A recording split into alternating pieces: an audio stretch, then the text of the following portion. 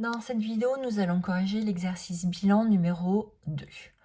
On va appeler A l'état Léa se connecte un jour, B elle ne se connecte pas. Donc on m'a donné des données que je vais traduire par un graphe probabiliste. On me dit que si Léa se connecte un jour, la probabilité qu'elle se connecte de nouveau le lendemain est de 0,9. Donc la probabilité qu'elle ne se connecte pas le lendemain est de 0,1. Si Léa ne s'est pas connectée un jour, la probabilité qu'elle se connecte le lendemain est de 0,8. Donc la probabilité qu'elle ne se reconnecte pas non plus le lendemain est de 0,2. Donc voilà, ça c'est mon graphe probabiliste. Question numéro 1b, je vais écrire la matrice de transition correspondante. J'ai rangé les sommets par ordre alphabétique. Ça me donne donc la matrice qui a pour coefficient dans la première ligne 0,9, 0,1 et dans la seconde ligne 0,8, 0,2. Maintenant, on me demande, question 1c, de déterminer la probabilité que Léa se connecte le troisième jour. Donc, il faut déjà que je connaisse l'état initial. C'est la phrase « Le premier jour, Léa ne s'est pas connectée » qui va me permettre de connaître l'état initial. Et on voit qu'on m'écrit, on a donc A indice 1 qui vaut 0. J'ai donc P indice 1, c'est l'état initial qui est composé, qui est une matrice ligne qui a pour coefficient A indice 1, B indice 1, avec A indice 1 qui vaut 0, et donc B indice 1 qui vaut 1. Je rappelle, A indice 1 plus B indice 1, ça doit valoir 1. C'est d'ailleurs rappelé dans l'énoncé. Maintenant qu'on connaît son état initial, donc on va nous regarder ce qui se passe le troisième jour. Donc on s'intéresse à P indice 3. On se souvient que P indice 3, on l'obtient en faisant P indice 2 fois M. P indice 2, on l'avait obtenu en faisant P indice 1 fois M. Il faut donc encore multiplier par M. Ça me donne donc P indice 1 fois M au carré. On peut passer directement, soit on écrit les étapes, soit on a le droit d'écrire directement que P indice 3, c'est P indice 1 fois M au carré. La calculatrice m'annonce les résultats suivant 0,88 pour le premier coefficient et 0,12 pour le second coefficient. On a donc un indice 3 qui vaut 0,88. Autrement dit, la probabilité que Léa se connecte le troisième jour est donc de 0,88. Question numéro 2. On me demande de déterminer que pour tout n supérieur ou égal à 1, donc je vais réécrire, montrer que pour tout n supérieur ou égal à 1, on a un indice n plus 1 qui vaut 0,1 fois un indice n plus 0,8. Alors, un indice n plus 1, c'est quoi? C'est le premier coefficient de ma matrice ligne P indice n. Indice n, c'est quoi? C'est le premier coefficient de ma matrice ligne P indice n. Quel est le lien entre la matrice P indice n plus 1 et la matrice P indice n? Eh bien, je sais que P indice n plus 1, ça vaut P indice n fois m, et ce, pour tout n supérieur ou égal à 1. Donc ici, c'est cette relation qui va me servir.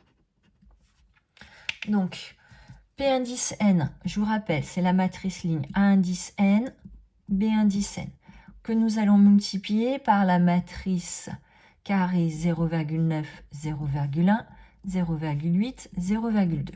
On a appris à calculer des matrices, le produit de matrices au premier trimestre. Donc, on va appliquer ce qu'on a appris. Ça va nous donner une matrice ligne. Pour obtenir les coefficients, le premier coefficient, on va faire 0,9 fois AN. Donc 0,9 indice n, plus 0,8 fois B indice n. Ça, c'est mon premier coefficient. Deuxième coefficient, pour l'obtenir, on va faire A indice n fois 0,1, autrement dit 0,1 indice n, plus 0,2 fois B indice n. J'ai obtenu ainsi la matrice ligne qui doit être égale à la matrice ligne P indice n plus 1, c'est-à-dire à la matrice ligne A indice n plus 1, B indice n plus 1. Ces deux matrices étant égales, ça veut dire que A indice n plus 1, il est égal à 0,9 fois A indice n plus 0,8 fois B indice n. Alors, ce n'est pas exactement ce qu'on voulait, puisque nous, on voulait une relation entre A indice n plus 1 et A indice n. On ne veut plus de B indice n. Alors, qu'est-ce qu'on sait? On sait, et c'est l'énoncé qui nous le rappelle, il y a quelque chose qu'il ne faut surtout pas oublier, c'est que A indice n plus B indice n, ça vaut toujours 1. Donc ça, il ne faut pas l'oublier. Du coup, B indice n, c'est égal à 1 moins A indice n. Je vais pouvoir remplacer dans ma relation ici B indice n par 1 moins A indice n. Donc on n'oublie pas les parenthèses. J'ai une expression maintenant qui ne comporte et qui ne dépend que de A indice n. Je vais développer et réduire. Ça va me donner 0,9 fois A indice n plus 0,8 moins 0,8 fois A indice n. Je réduis 0,9 moins 0,8, ça me donne 0,1. C'était des A indice n, donc ça me donne 0,1 A indice n plus 0,8. Je viens de montrer qu'en choisissant un n supérieur ou égal à 1, je sais que A indice n plus 1, c'est égal à 0,1 A indice n plus 0,8. Ça, c'est quelque chose que vous avez vu en maths générale. C'est ce qu'on appelle une suite arithmético-géométrique. Excusez-moi. Donc, c'est une suite arithmético-géométrique. C'est une formule par récurrence. On va me demander dans la question 3 de bien vouloir trouver la formule explicite de cette suite. Donc, dans la 3, on introduit une suite U indice n. Cette suite U indice n, elle est égale à indice n moins 8 neuvième. Ça, c'est pour tout n supérieur ou égal à 1. Grâce à cette relation, ici, j'arrive à déduire des choses sur A indice n. Je sais que A indice n, ça vaut donc U indice n plus 8 neuvième. Et on sait aussi des choses sur A indice n plus 1. Je rappelle, on sait que A indice n plus 1, c'est 0,1 A indice n plus 0,8. À partir de ces trois relations, je vais chercher à montrer que la suite U indice n est une suite géométrique. Pour montrer qu'une suite est géométrique, je vous rappelle, il faut montrer qu'elle a une formule par récurrence bien particulière. Donc, je vais m'intéresser à U indice n plus 1. La seule formule, excusez-moi, qui commence par U indice, c'est celle que j'ai surlignée en vert. Donc, U indice n plus 1, c'est égal à A indice n plus 1 moins 8 neuvième. A indice n plus 1, je sais combien ça vaut. Je vais remplacer A indice n plus 1 par 0,1 A indice n plus 0,8 moins 8 neuvième. Je calcule 0,8 moins 8 neuvième à la calculatrice et ça me dit que ça fait moins 4 45e. Maintenant, je vais remplacer A indice n par une variante de la relation que j'ai surlignée en vert. Donc, A indice n, c'est, je vous rappelle, U indice n plus 8 neuvième. Moins 4 45e. J'oublie pas de mettre les parenthèses parce que 0,1 multiplie A indice n. Donc, 0,1 doit multiplier U indice n plus 8 neuvième. Je développe, ça me donne donc 0,1 fois U indice n plus 0,1 fois 8 neuvième moins 4 45e. La calculatrice me dit que 0,1 fois 8 neuvième, ça fait 4 45e. 4 45e moins 4 45e, ça fait 0. Il me reste donc U indice n plus 1 est égal à 0,1 U indice n. Je reconnais ici la formule par récurrence d'une suite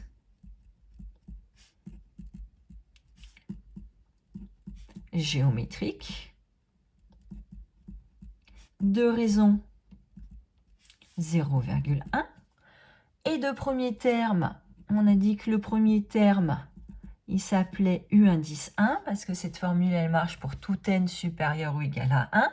Donc, le premier terme, c'est U indice 1. Il va falloir que je le calcule, puisque je ne le connais pas. Donc, je me sers toujours de la relation que j'ai surlignée en vert. Ça me donne A indice 1 moins 8 neuvièmes. Autrement dit, 0 moins 8 neuvièmes, ce qui me donne moins 8 neuvièmes. Question 3b. On me demande d'en déduire la formule explicite de U indice n. Donc, comme U indice n est une suite géométrique, vous avez vu en mathématiques que U indice n s'écrit donc U indice 1 fois Q exposant n-1. Attention, c'est une suite géométrique de premier terme U indice 1. Donc, ça va être U indice 1 fois Q exposant n-1.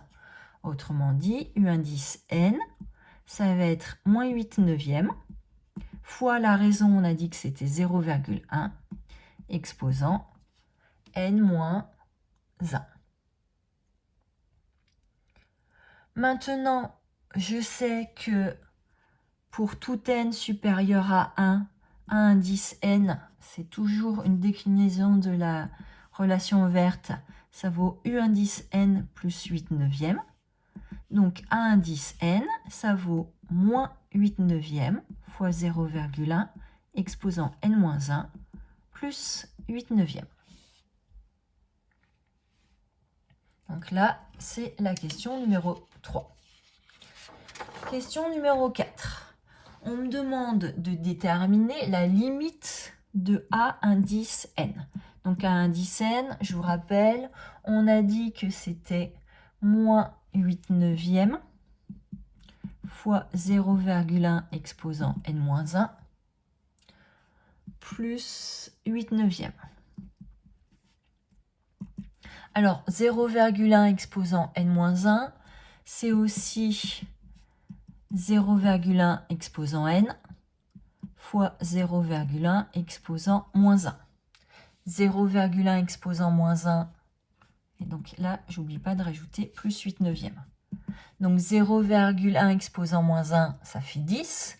10 fois moins 8 neuvièmes, ça fait moins 80 neuvièmes fois 0,1 exposant n plus 8 neuvièmes. Ça, c'est quelque chose qu'on aurait pu faire aussi dans la question numéro 3. Pour déterminer la limite. Alors, vous avez vu les limites des suites géométriques cette année. Vous avez vu que si la raison, ici la raison elle vaut 0,1, si la raison est comprise strictement entre 0 et 1, on va pouvoir dire que la limite quand n tend vers plus l'infini de 0,1 exposant n, c'est 0. Donc, ici, tout ça, ça tend vers 0 quand n tend vers plus l'infini. Donc, quand je vais le multiplier, quand n tend vers plus l'infini, quand je vais multiplier ce 0,1 exposant n par moins 80 neuvièmes, quelque chose multiplié par un nombre qui devient tellement petit qu'on peut le confondre avec 0, ça va me donner 0. Donc tout ça, ça tend vers 0. Maintenant, je rajoute à ce produit 8 neuvièmes.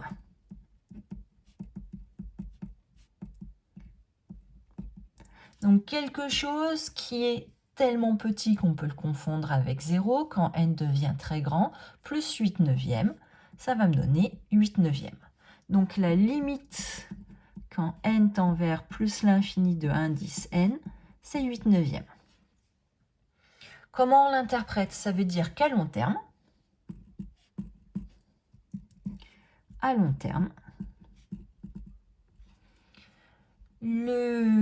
la probabilité que Léa se connecte chaque jour sera de 8 neuvièmes. Question numéro 5.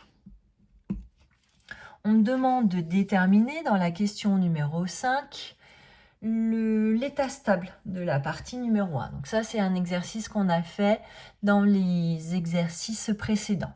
Donc l'état stable, c'est une matrice ligne A, B. Ici, on a affaire à une matrice de transition qui est de coefficient, qui est d'ordre, une matrice carrée d'ordre 2, qui ne possède aucun coefficient égal à 0. Donc on sait que l'état stable va exister. Et cet état stable, il doit vérifier P égale P fois M. Et on doit aussi avoir, on n'oublie pas, A plus B égale 1.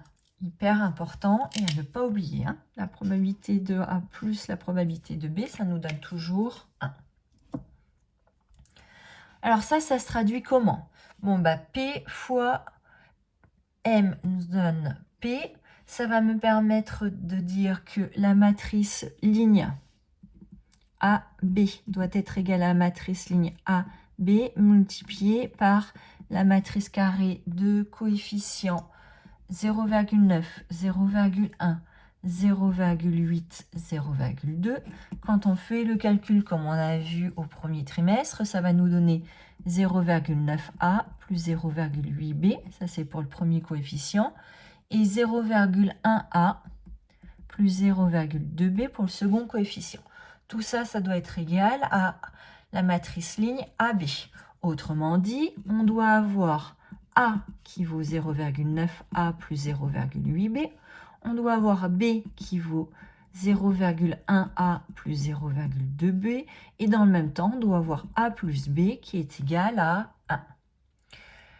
On va réécrire notre système en mettant tout dans le même membre, tous les A dans le même membre pour la première équation. Je vais mettre les termes en A à gauche. Donc je vais avoir A moins 0,9A, c'est-à-dire 0,1A, égale 0,8B. Pour la seconde équation, je vais mettre tous les termes en B à gauche. Donc je vais avoir B moins 0,2B, autrement dit 0,8B, qui doit être égal à 0,1A. Je constate que mes deux premières équations, elles sont identiques. Et on n'oublie pas que A plus B doit être égal à 1. Autrement dit, finalement, notre système est équivalent à un système de deux équations.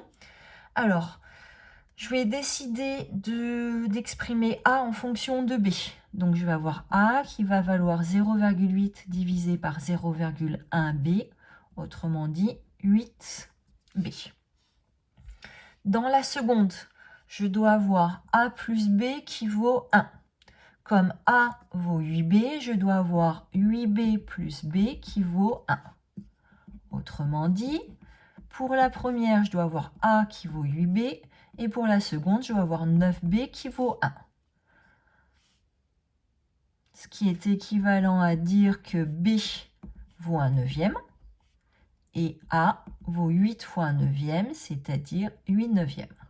Mon état stable est donc P, la matrice ligne, qui est égale à 8 neuvièmes pour le premier coefficient et 1 neuvième pour le second coefficient. L'interprétation, ça veut dire qu'à long terme, la probabilité que les A se connectent chaque jour est de 8 neuvièmes. Que constate-t-on? On constate qu'on obtient les mêmes résultats en faisant la question 5 ou en faisant la question 3 suivie de la question 4. Donc, il y a deux méthodes pour obtenir l'état stable. Soit on fait directement la question numéro 5, soit on applique la méthode correspondante à la question 3 et à la question 4.